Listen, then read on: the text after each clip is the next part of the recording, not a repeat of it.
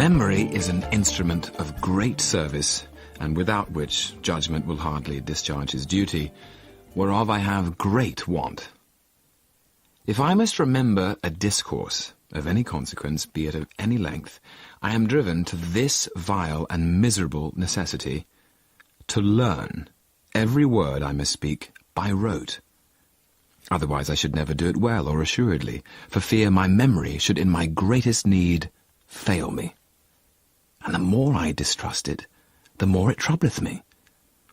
It serveth me better by chance, and I must carelessly solicit her, for if I urge her, she's astonished. And if it once begin to waver, the more I sound her, the more entangled and intricate she proveth. She will wait upon me when she list, not when I please.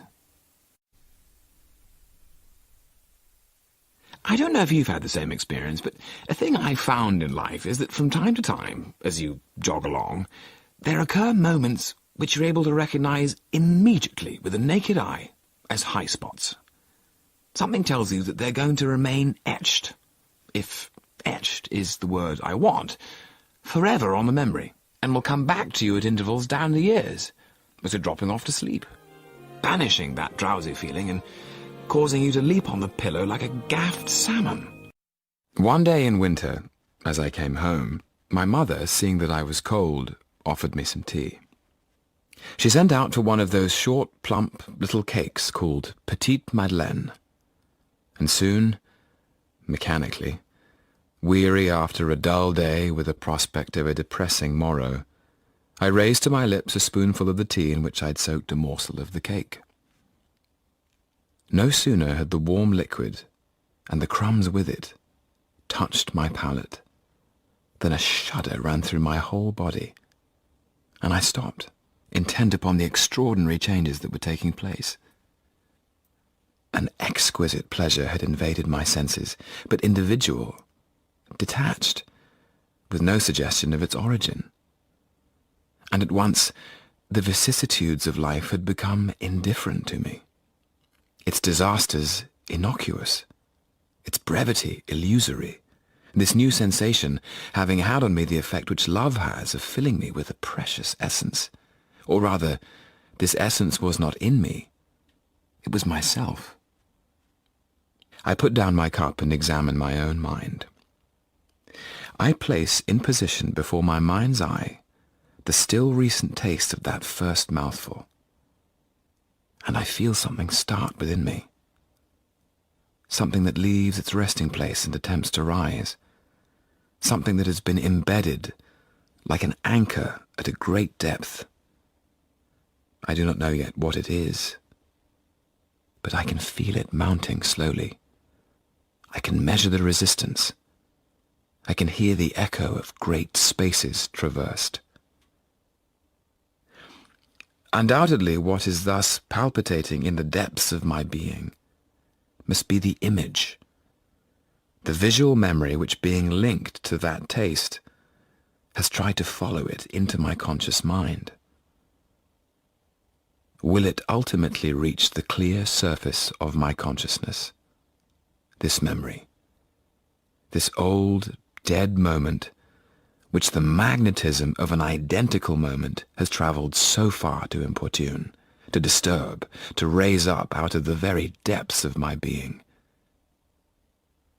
And suddenly the memory returns. The taste was that of the little crumb of Madeleine which on Sunday mornings at Combray my Aunt Leonie used to give me, dipping it first in her own cup of tea. When from a long distant past nothing subsists, after the people are dead, after the things are broken and scattered, still, alone, more fragile but with more vitality, more unsubstantial, more persistent, more faithful, the smell and taste of things remain poised a long time, like souls, ready to remind us, waiting and hoping for their moment amid the ruins of all the rest, and bear unfaltering in the tiny and almost impalpable drop of their essence, the vast structure of recollection.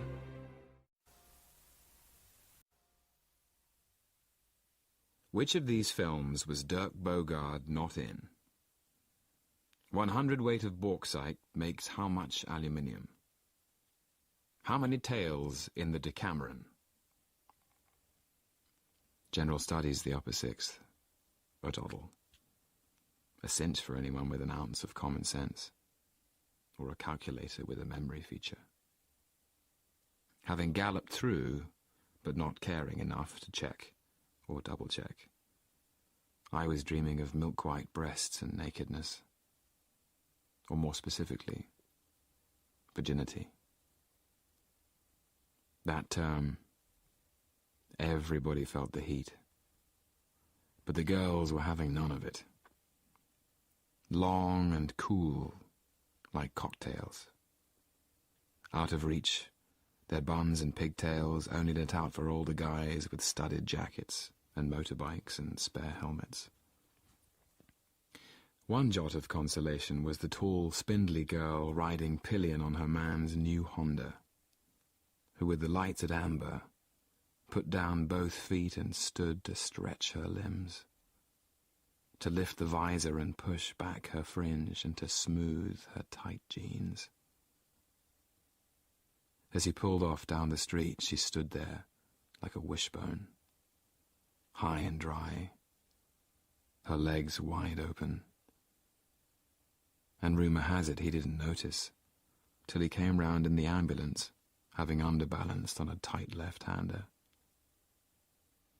A taste of honey. Now I remember. Spain frightened you. Spain, where I felt at home. The blood-raw light, the oiled anchovy faces, the African black edges to everything, frightened you. Your schooling had somehow neglected Spain. The wrought iron grill, death and the Arab drum. You did not know the language. Your soul was empty of the signs, and the welding light made your blood shrivel. Bosch held out a spidery hand and you took it timidly, a bobby socks American. You saw right down to the Goya funeral grin and recognized it, and recoiled as your poems winced into chill, as your panic clutched back towards college America. So we sat as tourists at the bullfight, watching bewildered bulls awkwardly butchered, seeing the grey-faced matador at the barrier just below us, straightening his bent sword, and vomiting with fear. And the horn that hid itself inside the blowfly belly of the toppled picador punctured what was waiting for you. Spain was the land of your dreams. The dust-red cadaver you dared not wake with, the puckering amputations no literature course had glamorized, the juju land behind your African lips. Spain was what you tried to wake up from and could not. I see you, in moonlight, walking the empty wharf at Alicante, like a soul waiting for the ferry. A new soul, still not understanding, thinking it is still your honeymoon in the happy world, with your whole life waiting, happy, and all your poems still to be found. Sleeping within my orchard, my custom always of the afternoon, upon my secure hour thy uncle stole, with juice of cursed Hebanon in a vial, and in the porches of my ears did pour the leprous distilment, whose effect holds such an enmity with blood of man, that swift as quicksilver it courses through the natural gates and alleys of the body, and with a sudden vigour doth posset and curd, like eager droppings into milk, the thin and wholesome blood. So did it mine, and a most instant tetter barked about, most lazar-like, with vile and loathsome crust all my smooth body.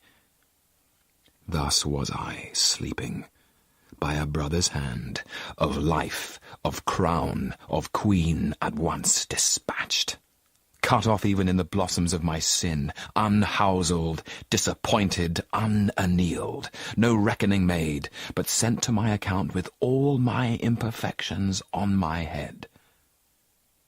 If thou hast nature in thee, bear it not. Let not the royal bed of Denmark be a couch for luxury and damned incest. But howsoever thou pursuest this act, taint not thy mind, nor let thy soul contrive against thy mother aught. Leave her to heaven, and to those thorns that in her bosom lodge, to prick and sting her. Fare thee well at once. The glowworm shows the matin to be near, and gins to pale his ineffectual fire. Adieu, adieu. Hamlet, remember me. The strip lights go on this winter afternoon, and I get ready to leave.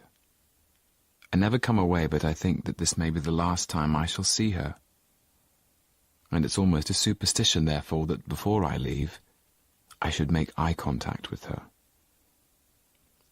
It's sometimes for the first time, as she can spend the whole hour not looking at me, or not seeing me if she does. Kissing does not make her see me, nor stroking her hand. A loud shout may do so, though, and certainly if I were to squeeze her arm or cause her pain, she would look at me then, or even cry out. Otherwise there is this settled indifference to my presence. To make her see me is not easy. Sometimes it means bringing my head down, my cheek on the coverlet in order to intercept her eye line and obtrude on her gaze. In this absurd position, my head virtually in her lap, I say, "Goodbye, ma'am. Goodbye." If this produces no satisfactory epiphany, a widening of the eyes, say, or a bit of a smile, I do it again. The spectacle of this middle-aged man knelt down with his head flat on the bed, of no more interest to the other old women than it is to my mother. Getting no response, I kiss her and go to the door, looking back for what I always think will be the last time. What I want to see is her gazing lovingly after me, her eyes brimming with tears, or even just looking. But she's not noticed I've gone, and I might never have been in the room at all. I walk to the station. "You have given the best," says a hoarding advertising another home. "Now receive the best." And in the film faintly would come the sound of the geriatric horsed vessel, that sad mendacious anthem, "I am Happy."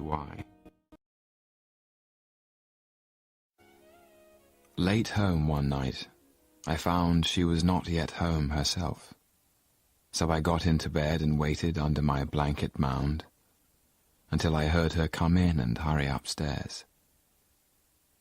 My back was to the door. Without turning round, I greeted her, but my voice made only a hollow, parched-throated k-k-k sound, which I could not convert into words, and which anyway lacked the force to carry. Nonplussed, but not distraught, I listened to her undress, then sidle along the far side of our bed and lift the covers. Of course, I'd forgotten she'd died. Adjusting my arm for the usual cuddle and caress, I felt mattress and bedboards welcome her weight as she rolled and settled towards me. But before I caught her, it was already too late, and she'd wisped clean away.